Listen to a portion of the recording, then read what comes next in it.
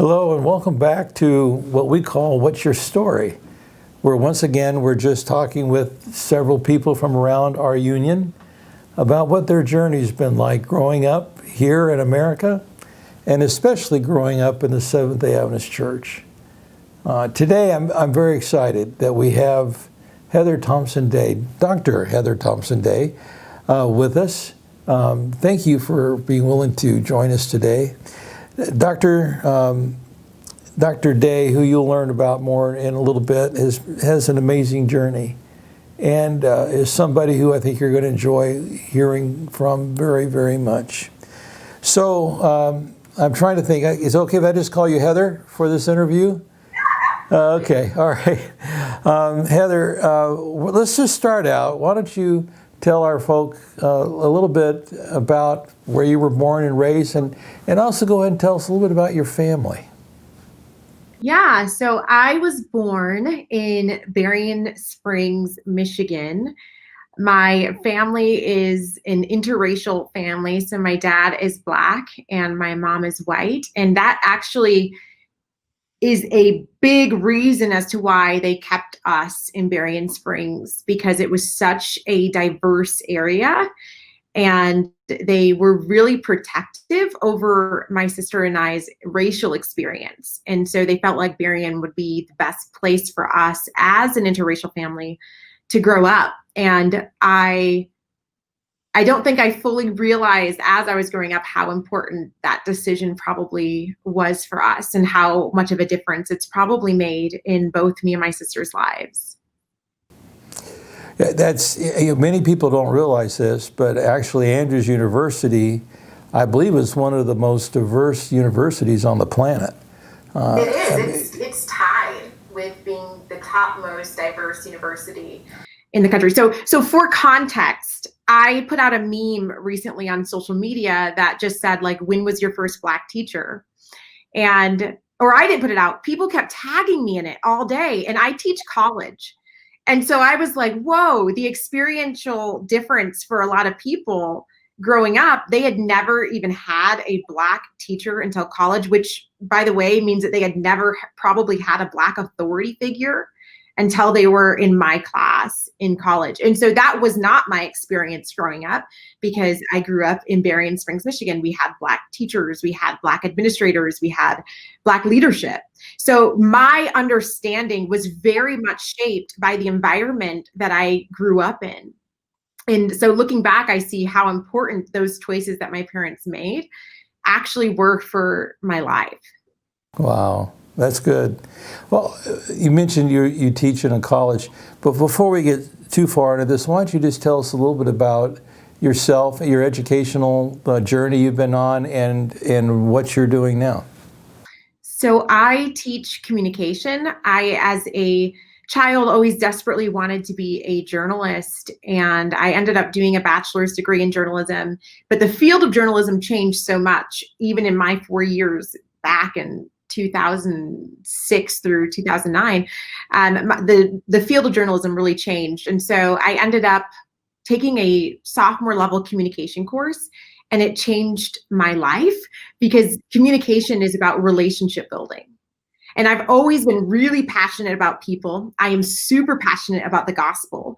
And so when I learned that there were theories that we could apply that would better help us build relationships between the organizations that we represent and the target markets that these organizations are trying to reach, that was just a light bulb moment for me. So I ended up doing my master's in communication and then finishing a PhD in higher education with a cognate in communication, so that I am able to be a higher ed administrator. And so that was kind of my educational journey. And the reason why is because communication, I just believe, is the vehicle to human interaction. Now, as you will notice, Heather's not sitting right here with us in Lincoln, Nebraska. She is talking to us from Denver, Colorado. And she lives in Denver. And you teach at, what's the name of the university there? So I teach for Colorado Christian University. Okay. Which is a very conservative, predominantly white school. Yeah, I know you're the chair of the board is an Adventist, actually. Yes. And your husband is one of the senior pastors at Life Source Adventist Fellowship in Denver, correct?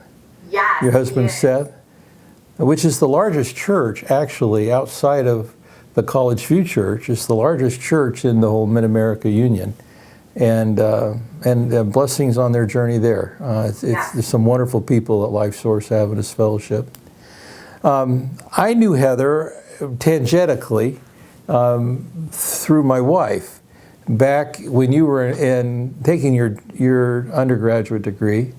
My wife was the editor for the Lake Union Herald in the Lake Union, and every year they chose one of their students at the college to be a student editor for one of the issues. And so Diane worked with Heather she was chosen to be the student editor, and what I remember, Heather, is Diane would come and say, yeah, Heather's going places. She's an amazing young lady, and it's going to be fun to watch her. That's remember her saying back then, Heather. Can I just tag on to that? Because just for whoever's watching, how important it is for adults to affirm young people, especially when you see them in their gifts, because your wife, Diane, she would email me almost every time I wrote an article and say something about how it impacted her. And those, you don't realize things as you're on your journey, but those tiny pieces of affirmation that you get along the way are what make you believe, even through all the rejection letters and other things that I've experienced in the publishing world. When you have people who say, I see something in you, it is so important to speak that over their lives. And so I'm grateful for your wife and the ministry that she had over my life, and just telling me to keep going, and that this was a gift that God had given me. Well, she was right. It's been fun to watch your journey, and God has really used you. And He's not through. He's going to continue to use you in the days to come. So, tell me a little bit. You talked to us here about your parents making a decision to stay in Berrien Springs because it was so multicultural. That was one of the big things that they did in your journey. What other things did you learn from your parents, even grandparents, about life in America, life growing up in the Adventist Church, especially in terms of race? So I think I always understood that there was prejudice and there was racism. That is, it was not necessarily taught to me, but just through the stories that were passed down, it was a very real reality. So for example, when my grandparents, who are wonderful people, when my wonderful Christian grandparents found out that my mother was dating a Black man, they told her that she would either end that relationship or all her things would be on the sidewalk. And so my mom at 18 years old moved to New York City, and she chose to make a life with my dad. And that created a lot of strain on her relationship with her parents. For several years, they didn't go to her wedding. And I don't think it was until my mom was pregnant with my older sister that relationship started to heal and mend. And so I'm very passionate about understanding that, is there racism? Yes. Is there prejudice within the church? Yes. But also, are people all on a journey? Absolutely. My grandparents were on a journey. My grandpa walked me down the aisle at my wedding because my dad is the one that married us. I would say my dad grew up without having a dad. And I think he would tell you, my grandpa died 7 years ago, but my dad would absolutely say that my grandpa was the dad that he never had once that relationship mended. So it's holy work, and it takes time, and it's going to take a lot of forgiveness and patience on both sides to navigate a conversation that is largely misunderstood and not talked about until you have to talk about it. Very good. Excellent. And what you're just saying there is what we're trying to do. We're trying to talk about it when we don't have to, but we need to. We really do have to. It's something that we should do more of. So growing up in Berrien Springs, I know the elementary school you went to. I know the high school you went to and the college very well, because I was in Michigan for many years. And it's a wonderful community, and I think a quiet and accepting community. When did you feel racism the most growing up? Because some of it you were maybe sheltered from growing up in Berrien Springs, but where was it you first really experienced racism in your life? I think it was just always there. It was always interwoven into my life because, and I think a lot of Black Adventists would probably agree with this. What happens often when because the Adventist community really values education, right? And so regardless of where you start on the social spectrum, there's this value of church and faith and education that I think is a wonderful thing. And you see it if you go to an Andrews University graduation, you're going to see Latina and Latino kids going across and getting their diploma, and Black kids going across and getting their diploma, and white kids going across and getting their diploma. And it's normal within the culture of Adventism because there's this value on education. But what happens, I think, often to minority populations in the church is you get tokenized a lot. So because you have this education background, you are often put in positions to speak for an entire population. So what would happen is, you become the token kid in your high school to discuss various things with your white friends or with administration, or in my particular case, I remember writing this article in high school where there was no box to check. So you had to check a box as a form to fill when you would go back to school. And there was no box to check for biracial children. You had to select either you are Black or you're white. And because I grew up in a home with both of my parents, I was just very committed to this biracial identity that I had. And so I remember writing an article and having so many of the white kids in particular just tell me, this is stupid. Why are you doing this? You're causing conflict, you're creating drama, because that's often what happens too, is anytime you even vocalize like, hey, this doesn't seem fair, or this seems unjust, or why is this not available for me, then you're causing the problem. So I remember just calling administrators and faculty, and because they kept telling me that different people were responsible for creating the form. And then I wrote this journalistic article that year that actually ended up getting second in the Michigan Interscholastic Press Association out of like 1,500 articles. So it's always been part of the conversation and part of your identity. And I think that where you'll experience racism, because I think people will have this understanding or this misunderstanding that racism is just people are saying the N-word at my office. And that's not the reality of what most Black people, I think, are experiencing on a daily basis. Is there that? Yes. But often what we experience is far more subtle. And I think what we would call them is microaggressions, or this basic understanding that your experience is invalidated. That like tons, and you'll see this even online, right? Tons of Black people, the majority of the Black community will say there is a racial problem in the United States.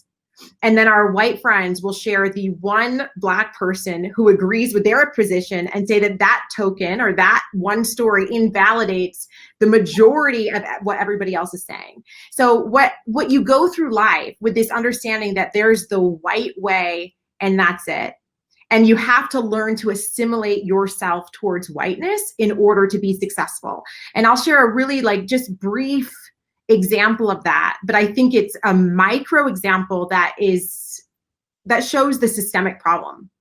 During my PhD defense at Andrews University, I actually tweeted about this and it went viral. So this is something that I think a lot of Black people understand. During my PhD defense, I can't remember how this part of the conversation even got brought up, but because my defense wasn't about race at all. But one of the people on my panel said to me, so she asked some question about race and I answered it. And then she said, so are you saying that you think that racism is affecting kids in their classroom environment? And I said to her, well, I can tell you that as a Black student, before I walked in here this morning, I straightened my hair. I straightened my hair because I knew that if I left my hair in its natural state, the way I was born, the way God made my hair, if I was to walk in here and give this exact same presentation with just my natural hair, it would have changed the way you, my white educator, perceived me. And when I said that, the entire room was silent. And then one of the Black professors tried to change the topic of conversation. I think he felt obviously uncomfortable with his colleague's comment. And then she jumped in again and said, well, I can tell you, I don't think that it's racism. I just think that Black people, she said, I think it's more about poverty, but Black people are just super loud. So right here, as I'm trying to just defend and look, I'm just trying to get my own PhD that I've spent 6 years working on. And here comes this conversation. And I have to now validate the experience or the Black experience for students, which everybody knows in the research that Black students are largely expelled and suspended. When you look at the population between how many Black students and how many white students and what we do, the same offense that a white student would just, get a detention for, a Black student gets suspended for. My husband worked in education. We know this. The research shows us. She's an educator. She knows this. And yet here I am at my own PhD defense in an Adventist church community of faith in a diverse town, having the exact same conversation. And her words, which she said, which was, well, Black people are just so loud. That is another microaggression, which is if a Black person ever challenges the white normalcy or status quo, you're just being loud. You're just being angry. So, and it changes the way Black people have to even enter into any conversations about this. I'm a writer for the Barna Group, and we know that largely, like, this is, I like to bring this up because the race issue is largely like a Christian issue. We know in the country, when you ask people who are secular, do you believe that there's a race problem in America? They say yes. If you ask white Christians, if there's a problem, they say no. I think in the last study we just did, and this is in 2020 with the Barna Group, it was like 38% of white Christians say that there's no racial problems in the United States. And something like 80% of Black Christians say that there is absolutely a racial problem in the United States. And in comparison to non-religiously affiliated people, white people are twice as likely, if you're a Christian, to believe that there are no racial problems than if you're not a Christian. So I'm grateful that we're having these conversations in the church setting, because I just think that the church could, if it chose to, largely impact the entire conversation of race in this country, if they would first just sit down and acknowledge that there's a problem. And so I think that these last few months as a country, we're starting to see people do that. And I am so grateful as a Black woman and a biracial woman and a Christian. I am so grateful for these conversations. Wow, you've said so many things that are so important. I'm not going to be able to think of all the things I want to ask you, but let's stay on this topic of racism in the church or the Christian. That's really interesting information, and I have my own personal idea why I think most Christians, or 38% at least, that Barna has found out about, would say there's no racism. But why? Tell me first, before we talk more about the church, why do you think it is most Christians are saying, well, there's no racism? I'd be curious as to what your thoughts are. Mine are not educated. But mine. Because it's so hard for me to understand. Yeah. I can't understand how anybody could say that we have no race. I mean, the research is so clear. So it's very hard for me as like an informed person to understand why people would say it doesn't exist, other than just because you don't want to. Like, if we don't talk about it, then I guess it doesn't exist. Well, I'll tell you, like I said, I'm not a researcher or anything like that, but as a pastor, as a theologian, and I say that even lightly, I think the main reason is because if they would say that there is, then It's an admission to something that is very wrong in their Christian walk. In other words, the people who should be the least prejudiced and the least racist on the whole planet are Christians by Christ's own example. And then to say that we have a problem would be to admit that we haven't really followed in Christ's footsteps the way we should. And so I think that there's a hesitation or even a willingness to put on blinders to think of ourselves as better Christians than maybe we have been a witness to be. So again, that's just what I think, Heather. I have no research or anything to back that up. But I think I've seen that in some of my friends who I have talked to who say, oh, there's no issue. And I think, yeah, there's a huge issue, and there's some blinders on here. So I don't know if that makes any sense or not. Yeah, it does. Yeah. Well, this is something that's very, you've touched on something that's really at the heart of what we want to do. You said it, and I couldn't agree more. The Christian church ought to be leading the world. That the world ought to be looking to Christians and say, this is how we ought to be treating one another and how we ought to be working together. And yet, I know growing up in the Adventist church, racism is not foreign to our church. It's still part. What do you think we can do as a church to help all of us on this journey with this issue of prejudice and racism? And let me say this, as somebody who works at a non-denominational school, I do think that Adventism is unique. I think that it is an opportunity, what we're experiencing right now as a country, for our denomination in particular to lead. Because I think the capital C Christian church has largely failed to do that.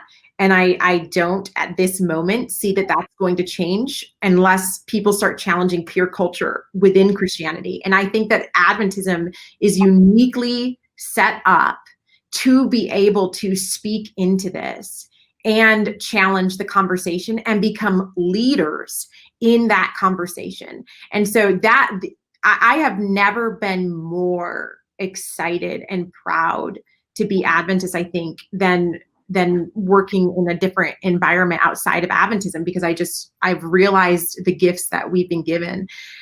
If we would only really activate them at an organizational level and really implement these things in our churches to activate towards change. So what does that look like? I think it really looks like making sure that we have representation from a leadership structure, right? I think it looks like from the top down. I think largely like people just leave churches. I'm saying this is my husband. Like, I know he did a sermon recently. They're doing a new series called I Pledge Allegiance. And what they're trying to do is show like how we're so divided right now as a nation, but what are the biblical concepts that we can pledge allegiance to? And so he talked about the murder of George Floyd. He talked about pledging allegiance to loving your neighbor. And what does it mean to truly love your neighbor as yourself? What does it mean if you know that somebody is robbing and plundering and hurting your neighbor? Is it enough to even just listen? Like, if this was your child whose house was being broken into, would you just stand back and allow it to happen? Is that truly loving your neighbor? And so that's what the message was about. And afterwards, he's had just tons of people, not tons, I would say a small percentage, but which I think is characteristic of how far Adventism is as opposed to other churches. Because I think if he was to do that same sermon on my campus, he would have a large pushback.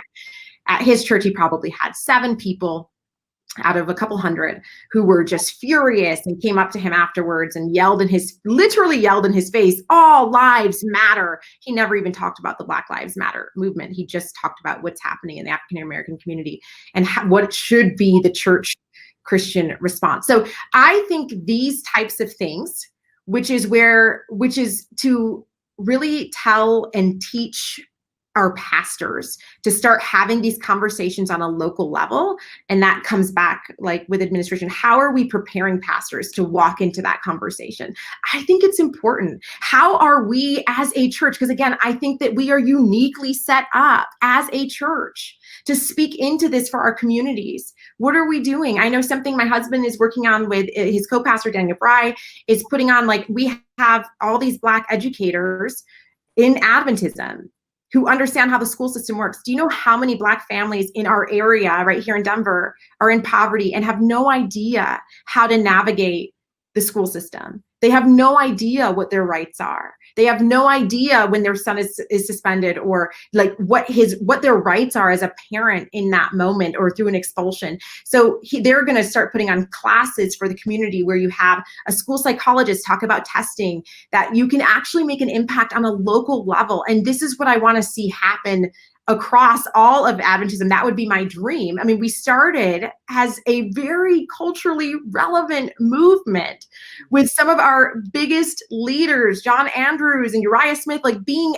abolitionists.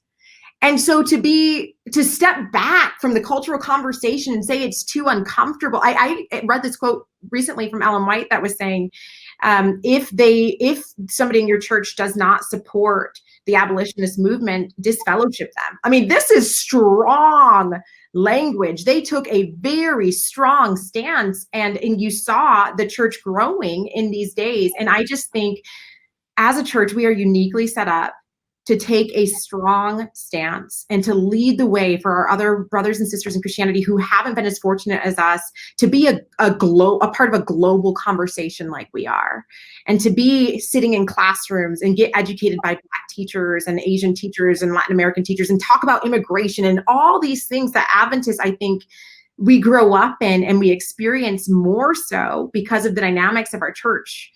I just think we can be leading. And so I would love to see the conversation really happen, I think, at a local level, because I think what happens in our local churches is what creates change, and all of a sudden tells the community around you that this is more than just a country club for Christians to show up and feel good and sit down. This is a place that is advocating for the rights of the community, regardless of whether or not you even believe in us. We just want to love our neighbors.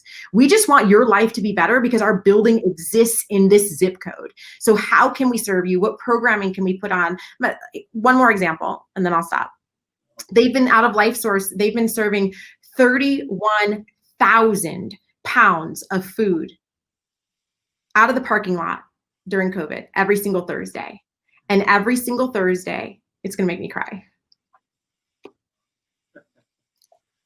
I mean, just tons of people in the community who have been hurt so badly financially from this pandemic, and who don't have, like immigrants who don't have access to social services, are able to line up in this parking lot and get prayer and food. And if you don't even want us to pray for you, that's fine. We'll give you food anyway, because there's no agenda. We just want you to know that you are a human being made in the image of God and you matter.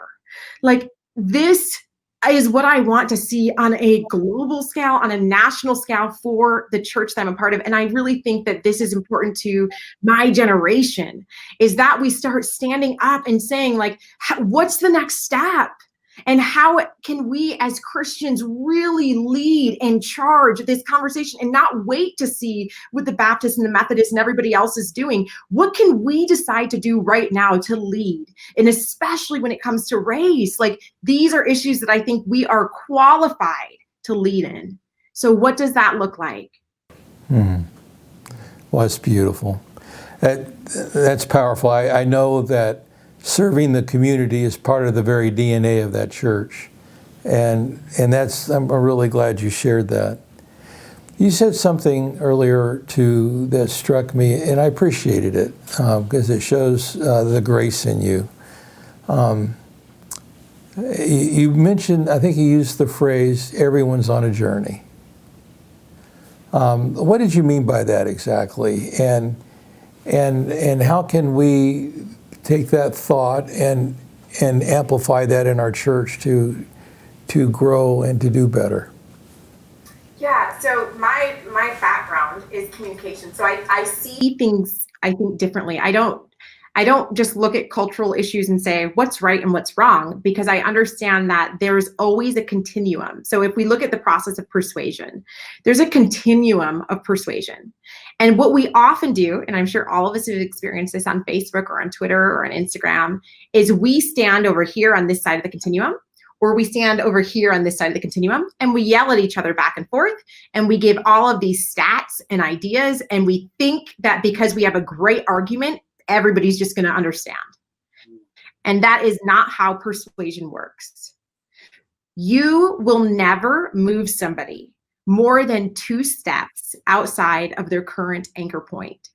So if you have somebody over here in the conversation that says there is no such thing as systemic racism, all lives matter, this is not at all an issue, people are just being too loud, no matter what stats or figures you throw at them, they're never going to move more than 2 points outside of that original anchor point.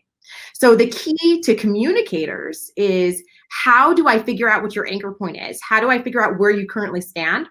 And then how do I lead you just those 2 steps outside? So what this looks like is, if somebody was to walk in my office right now, it's called foot in the door. If someone was to walk in my office right now, and a stranger, and say, hey, can you take me to the bookstore? I'm lost. I would maybe be hesitant about that because I don't know you, you're a stranger, this could be a dangerous situation for me. So I might say no if you just walk in. But if you say to me, hey, I'm lost on campus, will you just walk me down the hallway? I'll walk you down the hallway. I feel safe to do that. And now as I'm walking you down the hallway, you say, I'm just still not sure where I'm going. Can you just take me to the elevator?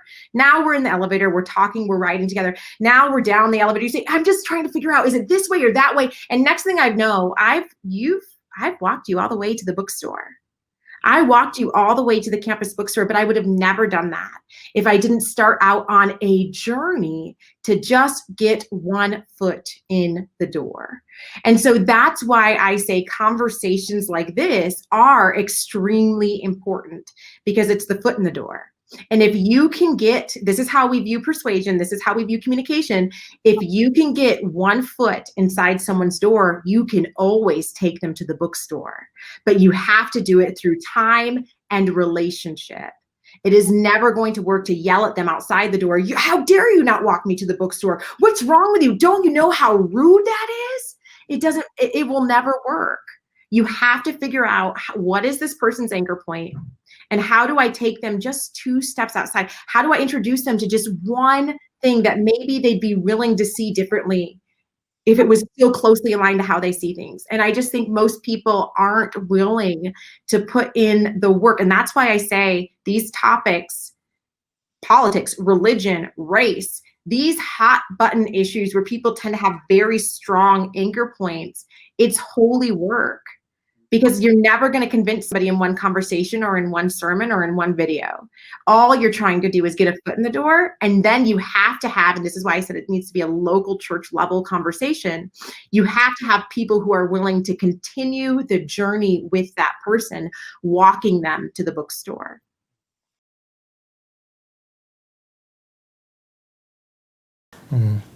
That's powerful. Heather, you have some wonderful insights. You're blessing me today. I hope you're blessing everyone that's listening. Thank you so much. I'm going to ask you 3 questions, 2 of which I haven't asked anyone else. Well, one of them I asked one person, but you're in a very unique position to talk to a lot of different groups.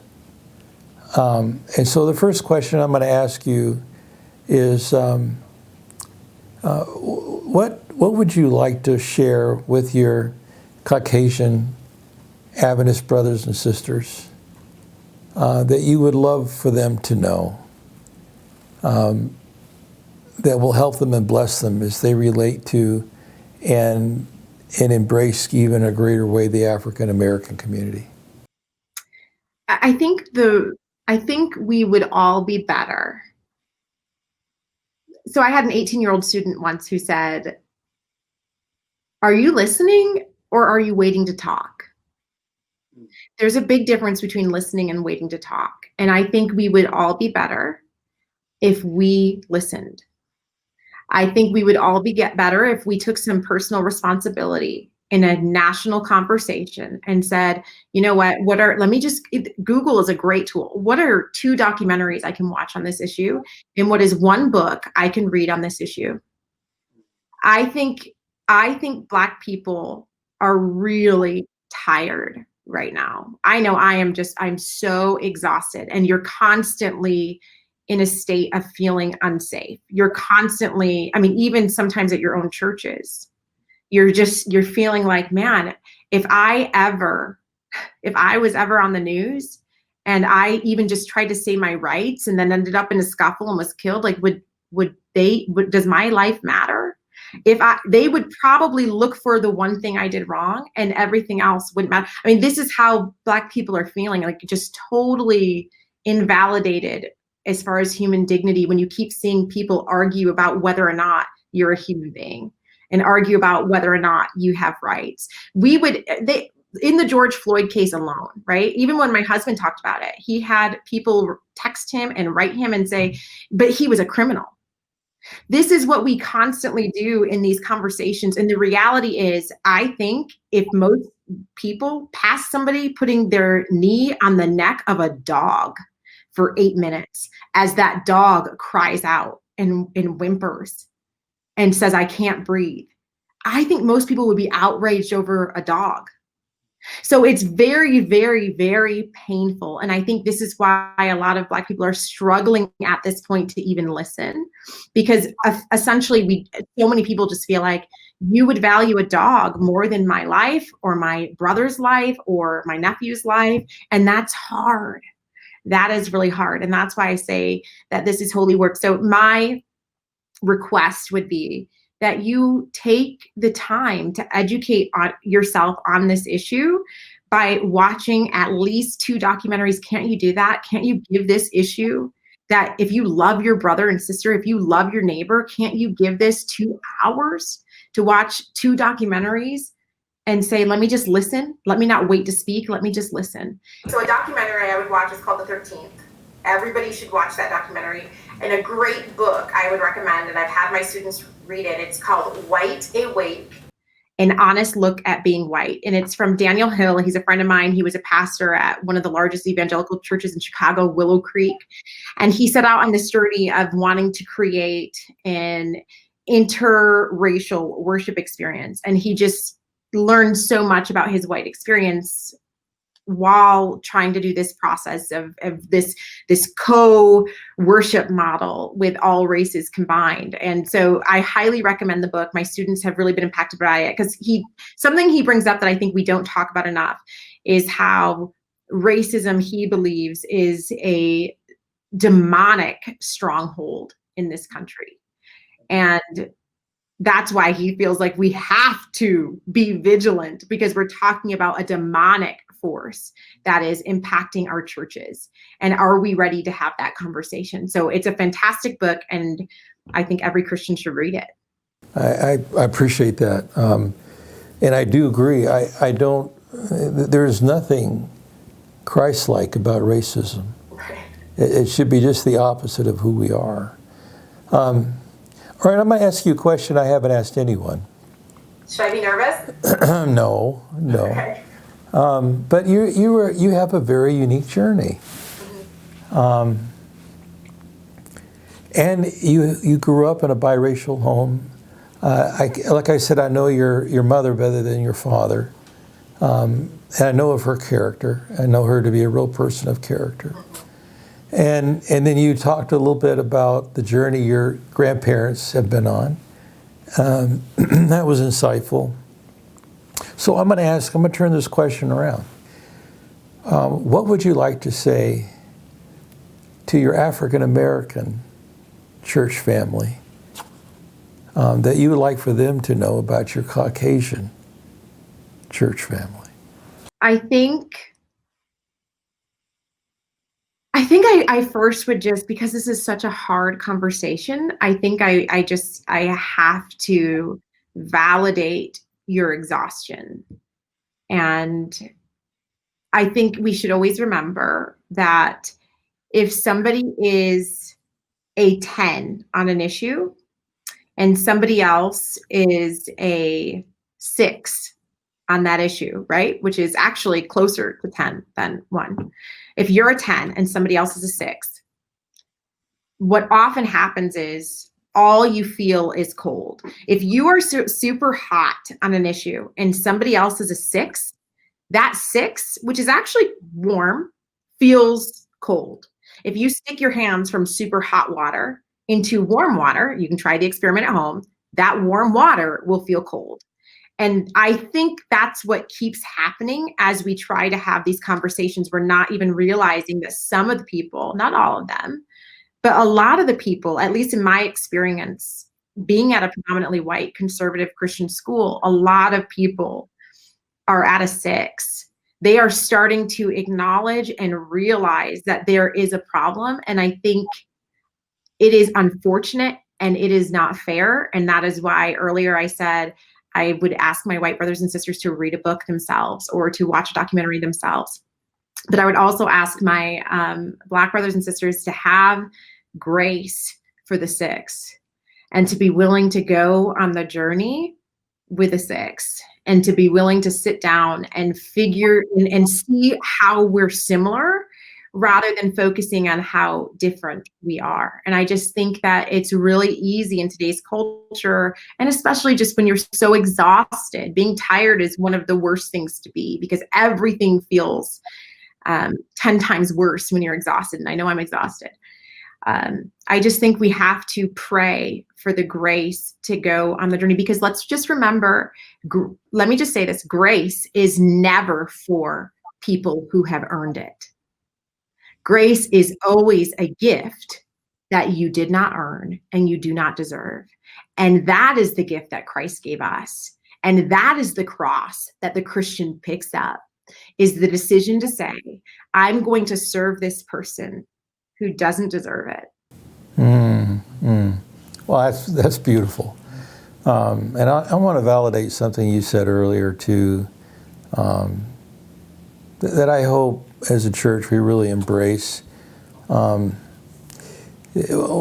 person we've talked to in this series talked about the exhaustion that she felt as an African American woman. She has many Caucasian friends who call her, and she says, I just can't, they're going to have to educate themselves. I can't take the burden of educating everyone. And I hope that people will really listen to what you've said, because I think it's really powerful. And those were great comments on both sides of that question. Thank you. Now I'm going to ask you a third question that I did ask one other person. But, and this is unique though, because Heather, you're a leader. And you mentioned something really interesting before. I wanted to touch on that. We can't touch on everything, I know. It's a deficit to grow up, I think, without having an African American authority figure in your life. Yes. And you mentioned you had that growing up in Berrien Springs. Not everybody gets to experience that. Right. But you are a leader. You're a professor. You also have other things that you lead. You have quite an amazing resume. You're also a woman. How is that? That's a whole, this is outside the issue of race. Maybe not completely, because you're also an interracial woman leader. How has that been different for you than if you were, say, a male? What challenges have you experienced being a woman? And I'll even go so far as to say in the Adventist Church. And how has that made it different or even difficult in your journey? Yeah, and this is a concept called intersectionality, which is people will pay attention maybe to one of your minority categories, but we very rarely look at how 2 or more minority categories intersect. And I think it absolutely, I can say I feel like I'm right where I'm supposed to be as far as being in education, because I have had so many, and this is, I think, particular to the Christian experience for women. I have had so many women, Black women and white women and Asian women and Latino women, who struggle to understand their place in the church if they can't sing, and don't want to take care of kids in the Sabbath school room. So what does my relationship with God look like? How do I even see God in myself? This is, I just think people, let me just give this one example, actually. So there's this theory in communication, it's called standpoint theory. And essentially what it says is, if you want to understand any culture or organization, you talk to those who benefit from that culture or organization the least. Right? Because those are the people who are not gaining anything by being a part of the system. So they'll be the most honest, and they have the most honest view about what's actually happening in the system. So often what happens as a church is we totally reject the stories and the views of the people who leave, and we invalidate them by saying, well, they're just not holy, or they're just not seeking God on the right way. So, and they just want to be a part of the world, and we don't listen. And I think that is a big mistake. And a lot of what you'll hear, well, a lot is about race. If I talk to the younger generation about what are your issues with the church, it's that the church has nothing to say about the racial unrest that we're seeing. The church has nothing to say about sexism. The church, is, if anything, has hurt how I see how God can relate to me as a woman. And so what is the value of the church in my life if on these intersectional points they're not helping me? And so I think that we have to come up with some really good answers for that. So like with standpoint theory, like the story of Jesus when he sees the woman at the well and he says to her, go get your husband. And she says, I have no husband. And he says, you're right, because you've had 5. And often I heard this preached as like this adulterous, promiscuous woman. And that's largely because it is men who tell the stories of Scripture. But when I first started reading books from women's perspective and women theologians, I had never thought about the cultural context at that time. A woman did not have the right to divorce her husband. So you have a woman here who has been, either her husband has died or she's been divorced and left 5 different times. And so when you hear the story from the viewpoint of somebody who's just had different experiences and would read the same story in a different way, I think you almost have an entirely different story.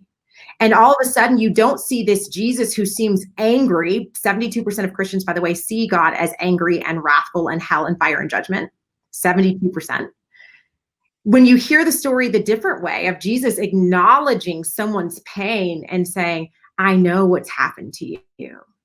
I know how you're feeling. I know how discarded you feel. Come drink from this water and you will never go thirsty again. You have an entirely different story. And you have a God who cares about injustice and marginalized people. And so I think it's really important that and this is why representation is so important. And it's not that majority voices are bad. It's just that we don't always see things clearly if we are only hearing it one way.